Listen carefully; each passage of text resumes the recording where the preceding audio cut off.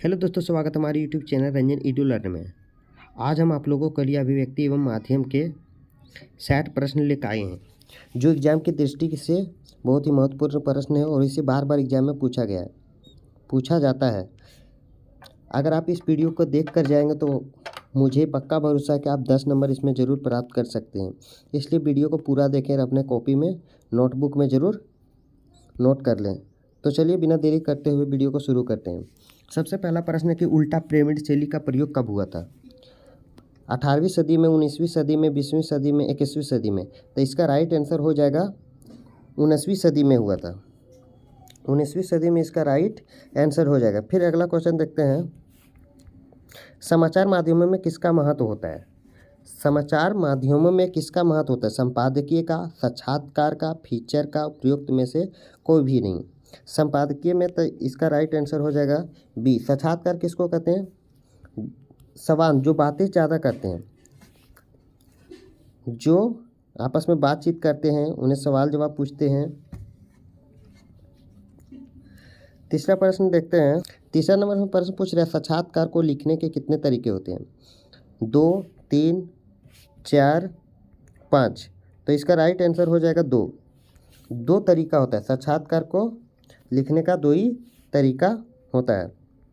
साक्षात्कार को कैसे लिखा जा सकता है? पूछा गया कि साक्षात्कार को कैसे लिखा जा सकता है? सवाल जवाब के रूप में, आलेख की तरह, संपादकीय के रूप में, का और खा दोनों? तो इसका राइट आंसर हो जाएगा का और खा दोनों तरीके से। सवाल जवाब को किस सवाल जवाब के रूप में और आलेख की तरह, दोनों तरह लिखा जा सकता है। समाचार की प्राथमिक आधार पर समाचारों की प्राथमिकता का आधार क्या होता है? पहला आधार क्या होता है? समाचार का पहला आधार क्या होता है? तो इसका राइट आंसर हो जाएगा पाठकों की रुचियां, दृष्टिकोण व मूल्य। छठा प्रश्न देखते हैं, पत्रकारीय लेखन का सबसे जाना पहचाना रूप क्या होता है? सबसे जाना पहचाना रूप क्या होता है? तो इसका राइट आंसर हो जाएगा समाचार लेखन। क्या होता है? समाचार लेखन जो होता है सबसे ज़्यादा जाना पहचाना रूप होता है। अगला प्रश्न देखते हैं, समाचार लेखन को कितने ककार होते हैं? समाचार लेखन का कितने ककार होते हैं? तो इसका राइट आंसर हो जाएगा 6 ककार होते हैं। 6 ककार क्या क्या होता है? कब, क्या, कौन, कैसे, कहाँ। अगला प्रश्न देखते हैं, कौन सा ककार सूचनात्मक और तथ्य के आधार पर होता है? सूचनात्मक और तथ्य के आधार पर। क्या, कौन, कब और कहाँ। दूसरा है क्यों, क्या, कौन और कब। तीसरा है कौन, कैसे, कब और क्या। चौथा उपयुक्त सभी। तो इसका राइट हो जाएगा क्यों, क्या, कौन और कब। इसका राइट आंसर 2 हो जाएगा। अगला क्वेश्चन देखते हैं, कौन से ककार विवरणात्मक, व्याख्यात्मक, विश्लेषणात्मक पहलू पर जोर देता है? मतलब ये तीनों ककार जोर देता है, कौन सा है? तो इसका राइट आंसर हो जाएगा 3, क्यों और कैसे। क्यों और कैसे जो है सो विवरणात्मक भी है, व्याख्या करते हैं क्यों से, विश्लेषणात्मक भी है, कैसे करते हैं। किसी समाचार पत्र या संगठित के नियम को वेतनभोगी पत्रकार कौन सा पत्रकार कहलाते हैं? वेतनभोगी जिसको पैसा दिया जाता है, कौन सा होता है? पूर्णकालिक पत्रकार, जिसको वेतनभोगी पत्रकार भी कहते हैं। निश्चित मानदेय पर कार्य करने वाले पत्रकार कौन सा पत्रकार कहलाते हैं? जो निश्चित, उसको तय किया गया है कि आज 10,000 ही इसको दिया जाएगा, तो उसको कौन सा कहा जाता है? 11 का राइट आंसर हो जाएगा अंशकालिक पत्रकार। अंशकालिक पत्रकार। जो पत्रकार किसी संस्था से जुड़े नहीं होते हैं, वे कौन सा पत्रकार कहलाते हैं? अब मान लीजिए आप किसी से जुड़े नहीं थे, आप फ्री हो गए, तो इसका क्या हो गया? स्वतंत्र पत्रकार है। जो पत्रकार किसी संस्था से जुड़े नहीं होते हैं वो स्वतंत्र पत्रकार कहलाते हैं।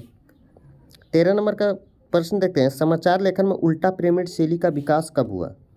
उल्टा पिरामिड शैली का प्रथम विश्व युद्ध के दौरान, अमेरिका में गृह युद्ध के दौरान, द्वितीय विश्व युद्ध के दौरान, उपयुक्त में से कोई नहीं। अमेरिका में गृह युद्ध के दौरान हुआ था।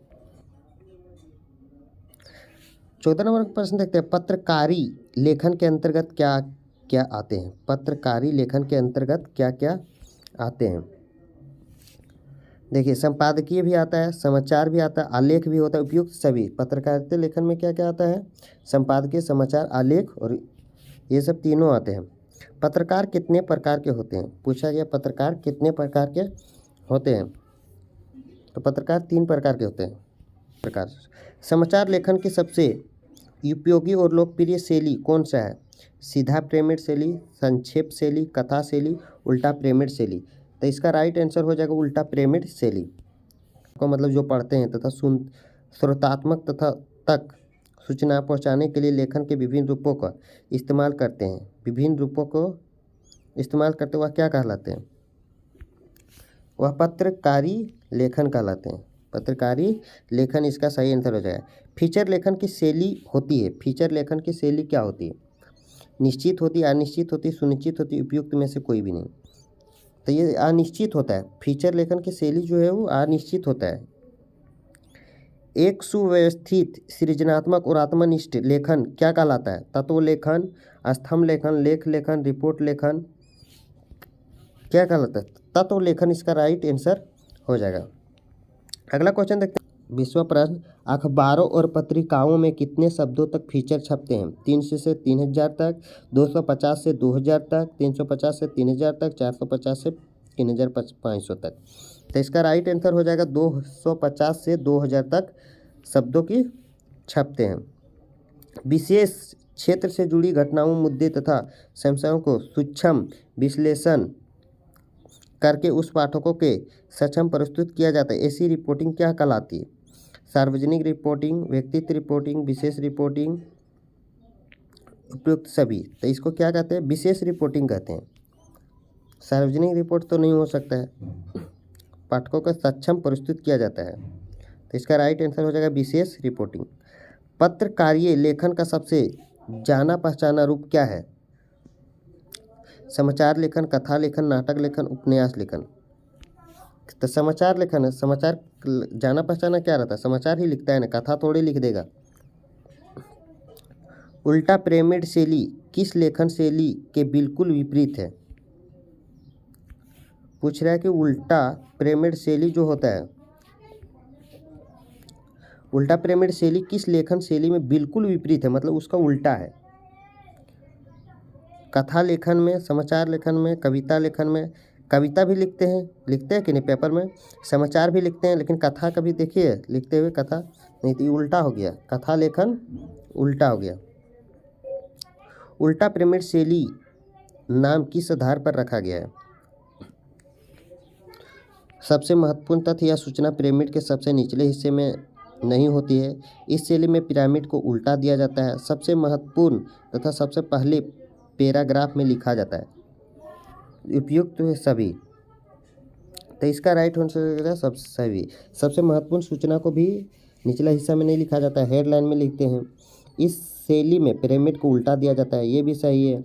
सबसे महत्वपूर्ण तथा सबसे पहले पैराग्राफ में लिखा जाता है, ये भी सही है। समाचार पत्र समाज में क्या दायित्व निभाते हैं? पाठकों को सूचना देना, जागरूक और शिक्षित बनाना, मनोरंजन करना, उपयुक्त सभी।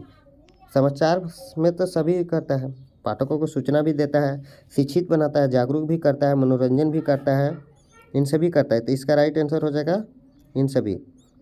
लोकतांत्रिक समाज में एक पहरेदार, शिक्षक और जन्म मत निर्माता के दौर कौन बहुत महत्वपूर्ण भूमिका अदा करती है?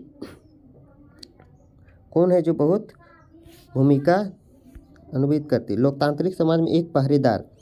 26वां प्रश्न देखते हैं। लोकतांत्रिक समाज में एक पहरेदार, शिक्षक और जनमत निर्माता के दौर पर कौन बहुत महत्वपूर्ण भूमिका अदा करती है? कौन करता है? तो इसका राइट आंसर हो जाएगा समाचार पत्र। समाचार पत्र हम सभी को बताते हैं ना। अंशकालिक पत्रकार को अन्य किस नाम से जाना जाता है? अंशकालिक पत्रकार को और किस नाम जाना जाता है? स्ट्रिंगर को किस नाम से जानते हैं? स्ट्रिंगर्स के नाम से जानते हैं। एक अच्छा पत्रकार या लेखक बनने के लिए क्या जरूरी है? लेखन की शैलियों को से परिचित होना, सूचना का ज्ञान होना, अच्छे संवादक का होना, उपयुक्त में से कोई नहीं। इसका राइट आंसर हो जाएगा शैलियों से परिचित होना, लेखन की शैलियों से परिचित होना। विशेष रिपोर्टर के लेखक में किस पर जोर दिया जाता है? विशेष रिपोर्टर के लेखन में किस रूप तथ्यों की खोज और विश्लेषण, कल्पना और भावों पर जोर, विचार और विश्लेषण पर जोर, उपयुक्त सभी। तो इसका राइट आंसर हो जाएगा तथ्यों की खोज और विश्लेषण पर जोर देता है। 30वां प्रश्न देखते हैं, विचारपरक लेखन का प्रमुख रूप क्या होता है? तो इसका एक में है फीचर लेखन, स्तंभ लेखन, लेख लेखन, रिपोर्ट लेखन। विचारपरक लेखन में क्या होता है? तो स्तंभ लेखन इसका महत्वपूर्ण होता है। समाचार लेखन के संदर्भ में ककार नहीं होता है। क्या, कब, कौन, कैसे। देखिए पूरा समाचार लेखन में संदर्भ में ककार नहीं होता। कौन सा ककार नहीं होता है? किसे नहीं होता है? किसे नहीं होता है? कब, कौन, क्या, कैसे, ये सब पूछा जाता है, लेकिन किससे नहीं पूछा जाता है। प्रिंट माध्यमों के बारे में कौन सा कथन असत्य है? प्रिंट माध्यम के छपे शब्दों का अस्तित्व होता है। निरक्षरों के लिए मुद्रित माध्यमों में किसी काम में नहीं। रेडियो, टीवी या इंटरनेट की तरह तुरंत घटी घटनाओं को संचालित कर सकते हैं। चौथा है पाठकों की रुचियों और जरूरतों का पूरा ध्यान देना है। तो इसका राइट आंसर हो जाएगा रेडियो, टीवी या इंटरनेट की तरह तुरंत घटी घटनाओं को संचालित कर सकते हैं। प्रिंट माध्यम मतलब छापा हुआ। तो प्रिंट माध्यम शब्दों को भी तो अच्छे ढंग से रखा जाता है ना। निरक्षरों के लिए मुद्रित माध्यम में किसी काम का नहीं है, ये भी ठीक है कि निरक्षर जो होता है वो मुद्रित माध्यम में काम नहीं कर सकता है, मतलब प्रिंट छाप लिख ही नहीं सकता। जब पढ़ा लिखा नहीं रहेगा तो कैसे लिख सकता है? पाठकों की रुचियाँ और ज़रूरत को भी पूरा ध्यान रखना, ये सब है किस में? प्रिंट माध्यम। लेकिन रेडियो, टीवी या इंटरनेट तुरंत घटी घटनाओं को संचालित कर सकते हैं, ये प्रिंट माध्यम में थोड़े कर सकते हैं।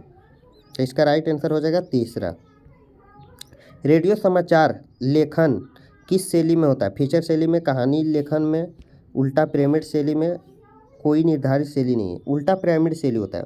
उल्टा पिरामिड शैली ऐसे कहते हैं, जैसे मान लीजिए भारत और पाकिस्तान का युद्ध हुआ, तो उसमें ये थोड़ा दिखाया किस तरह युद्ध हुआ। डायरेक्ट बता देगा कि आतंकवादियों ने 6 भारतीय जवान को मार दिए, या तो भारतीय जवान ने 80 आतंकवादियों को मार के गिरा दिए, इस तरह का लिखा रहता है हेडलाइन में। भारत में रेडियो की शुरुआत कब हुई? पूछ रहा भारत की रेडियो में शुरुआत कब हुई? तो राइट आंसर हो जाएगा 1921 में। भारत में रेडियो की शुरुआत कब हुई? 1921 में। रेडियो का आविष्कार किसने किया? अगला प्रश्न पूछ रहा है कि रेडियो का आविष्कार किसने किया? जी मार्कोनी ने, J.L. बियर्ड ने, ग्राम बेल ने, अल्बर्ट आइंस्टाइन ने। तो जी मार्कोनी ने किया था। किसने किया था रेडियो का आविष्कार? जी मार्कोनी ने किया था।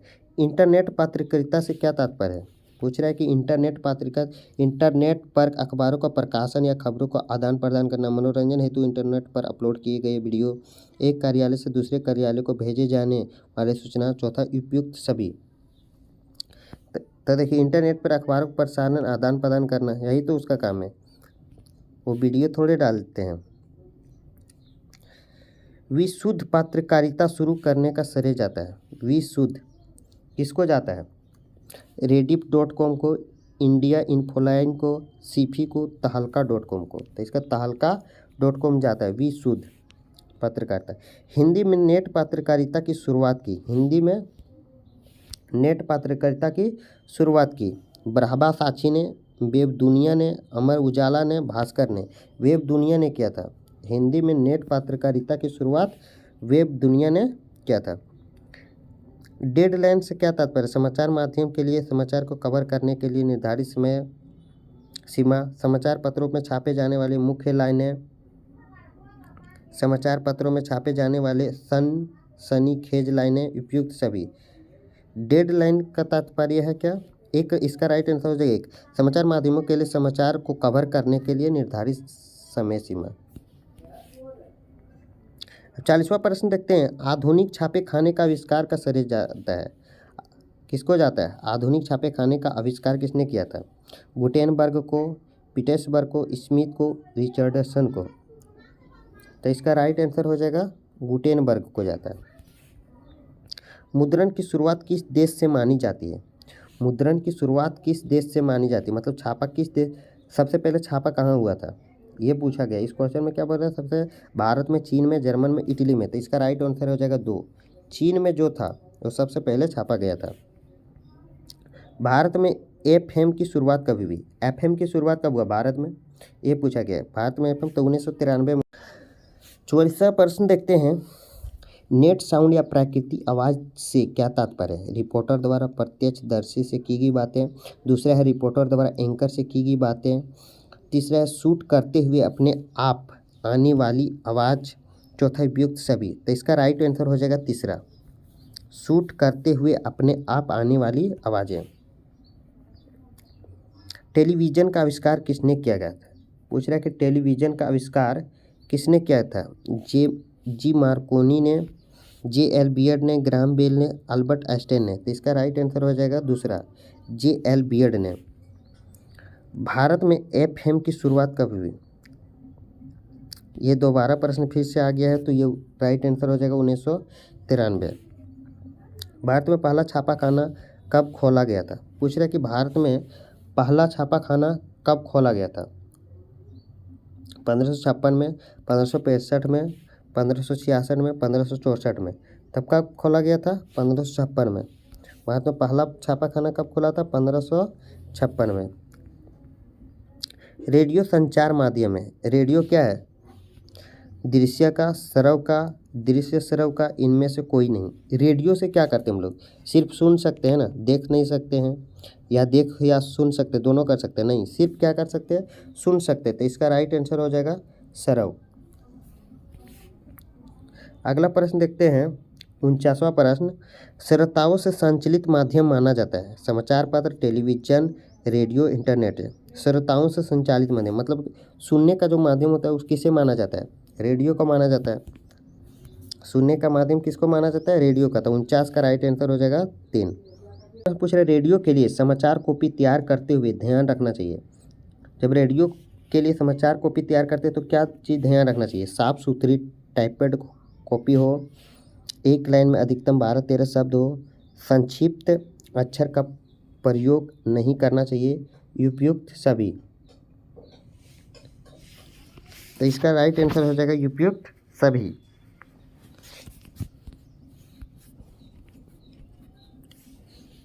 अगला प्रश्न देखते हैं, 51 नंबर का प्रश्न देखते हैं।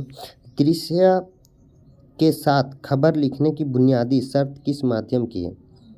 पूछ रहा है कि दृश्य मतलब देखने के साथ समाचार पत्र, टेलीविज़न, रेडियो, समाचार पत्र। एक ही ऑप्शन को 2 बार दे दिया गया है। देखिए, समाचार दृश्य के साथ खबर को लिखने की बुनियादी किस में कर सकते हैं? समाचार पत्र में क्या देख सकते हैं? वीडियो वगैरह देख सकते हैं? नहीं देख सकते, सिर्फ उसमें लिखा रहता है। टेलीविज़न में देख भी सकते हैं और लिखा भी रहता है। जैसे अभी हम देख रहे हैं, आप हमारा वीडियो देख रहे होंगे कि यहाँ पर लिखा हुआ भी है और हम बात बोल भी रहे हैं। और रेडियो में सिर्फ सुन सकते हैं, लिखा हुआ देख नहीं सकते हैं। इसका राइट आंसर क्या हो जाएगा? तीसरा। 52 नंबर का प्रश्न देखते हैं। भारत में पहला छापाखाना कहाँ खोला गया था? तो इसका राइट आंसर हो जाएगा गोवा में खोला गया था। पहला जो छापाखाना था सो गोवा में खोला गया था। ईसाई मिशनरी ने गोवा में पहले छापेखाने की शुरुआत क्यों की गई? पूछ रहे कि ईसाई धर्म मानने वाले लोग वो गोवा में पहले छापाखाना खोला था। किस लिए खोला गया था? धर्म प्रचार की पुस्तक छापने के लिए, लोगों को शिक्षा के प्रति जागरूक करने के लिए, समाचार पहुंचाने के लिए, नई दिल्ली लोगों को शिक्षित करने के लिए। नहीं, इसका राइट आंसर हो जाएगा किस लिए? अपने धर्म जो होता है उसका प्रचार की पुस्तकें छापने के लिए किया गया था। 54 नंबर का प्रश्न देखते हैं। जनसंचार के किस माध्यम में लिखित भाषा के सभी विशेषताएं उपलब्ध होती है? लिखित माध्यम के समाचार पत्र में, रेडियो में, टेलीविज़न में, उपयुक्त सभी में। तो इसका राइट आंसर हो जाएगा समाचार पत्र में। लिखित भाषा के सभी विशेषताएं उपलब्ध होती है समाचार पत्र में। 55 नंबर का प्रश्न देखते हैं। अखबार या पत्रिका में छपी गलती को सुधारा जा सकता है?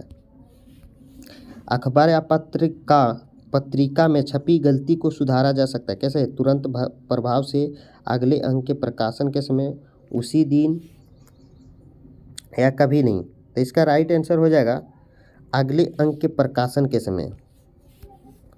जब कोई चीज़ गलती हो जाता है तो अगले अंक जैसे डालेंगे उसी समय उसे सुधार सकते हैं। मुद्रित माध्यमों में लेखन के लिए ध्यान रखने योग्य बातें हैं। जब भी छापते हैं या कुछ लिखते हैं उस समय क्या चीज़ को ध्यान देना चाहिए, सो पूछा गया। तो लेखन और प्रकाशन के बीच गलतियां को ठीक करना जरूरी है, ये भी सही है। डेडलाइन का ध्यान रखना, ये भी सही है। शब्द सीमा का ध्यान रखना, ये भी ठीक है कि ज़्यादा शब्दों में जब हो जाएगा तो कोई नहीं पढ़ेगा, तुरंत उसको भाग जाएगा, बोलेगा कि इतना घुमा घुमा के बोलता है। उपयुक्त सभी, ये सभी पर ध्यान देता है जब कोई भी लिखता है। तो इस 56 का राइट आंसर हो जाएगा 4 नंबर। रेडियो का आविष्कार किसने किया? पूछ रहा है कि रेडियो का आविष्कार किसने किया, तो इसका राइट आंसर हो जाएगा जी मार्कोनी ने किया था। ये भी दोबारा प्रिंट हो गया है क्वेश्चन। इंटरनेट पत्रकारिता से क्या तात्पर्य है? इंटरनेट पत्रिका होता है, सो क्या तात्पर्य? इंटरनेट पर अखबारों का प्रकाशन या खबरों का आदान प्रदान करना, इसका राइट आंसर हो जाएगा। विश्व युद्ध पत्रकारिता शुरू करने का श्रेय जाता है, विशुद्ध पत्रकारिता शुरू करने का श्रेय जाता है, किसको श्रेय जाता है? rediff.com को, इंडियन लाइफ को, सेफी को, तहलका.com को। तो तहलका.com को जाता है। हिंदी में नेट पत्रकारिता की शुरुआत किसने की थी? इसका राइट आंसर हो जाएगा वेब दुनिया ने। अगर वीडियो को अच्छा लगे तो प्लीज़ आप लाइक एवं एक सब्सक्राइब